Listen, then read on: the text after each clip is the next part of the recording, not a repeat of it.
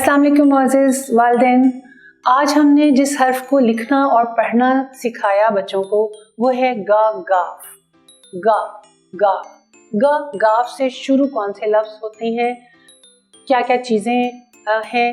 गा गाय, आमतौर पर बच्चों को गाय से बहुत मानूस होते हैं, गाय का दूध हम पीते हैं। गा गाँव, शहरों से जैसे ही हम ज़रा सा बाहर की तरफ निकलते हैं, देहात में छोटे छोटे से गांव कच्चे पक्के, तो उस जगह को क्या कहा जाता है, गा गांव। गा गांव के अलावा गा गाव से बहुत ही प्यारी सब्जी गाजर, गाजर भी अक्सर बच्चों को बहुत पसंद होती है।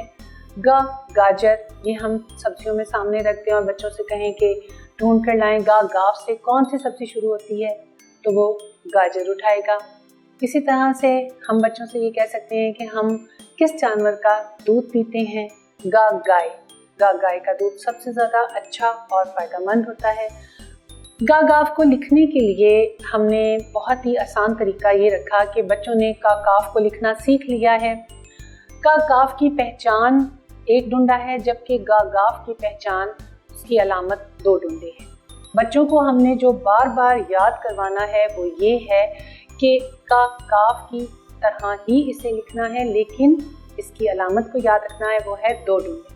तो ये क्या बन जाएगा, गा गाव। गा गाव को हमने बार बार लिखकर उनके सामने दिखाना है ताकि उन्हें अच्छी तरह से याद हो जाए। और पहचान चीज़ों के ज़रिए हो सकती है, जाहिर है, गा गाजर, गा गाय, गा गाँव।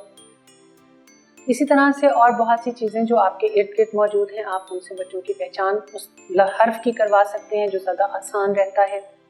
उम्मीद है कि ये वीडियो आपके लिए मुआविन साबित होगी। इंशाअल्लाह ताला अगले सबक अगले हर्फ के साथ फिर मुलाकात होगी।